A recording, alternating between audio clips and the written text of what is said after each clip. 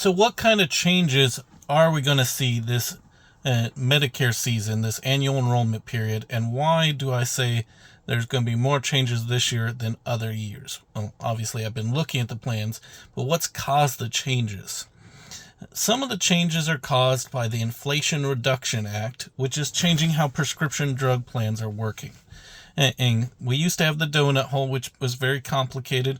And when you passed a certain point, instead of paying a copay, you paid a co-insurance, and it could really raise the cost for people that had some expensive prescriptions.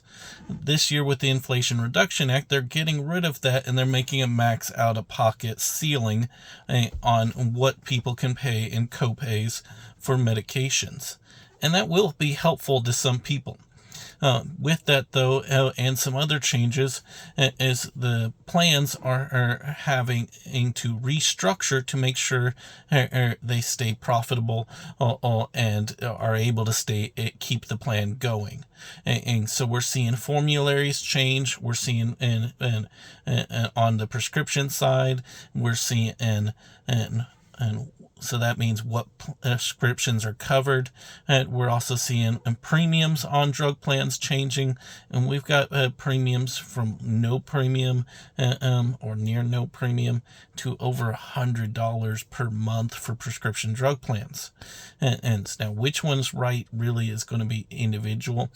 For me, I plug everyone's prescriptions into software, and it'll tell us what it's going to cost monthly, total cost for both premium and prescriptions.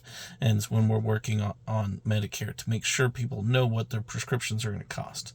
On the Advantage side, we're seeing a lot of shuffling as well. For some of the same reasons and some other reasons, they don't really go into all the details of how these plans are paid and how much they're being paid. But we're seeing a shuffling in the benefits.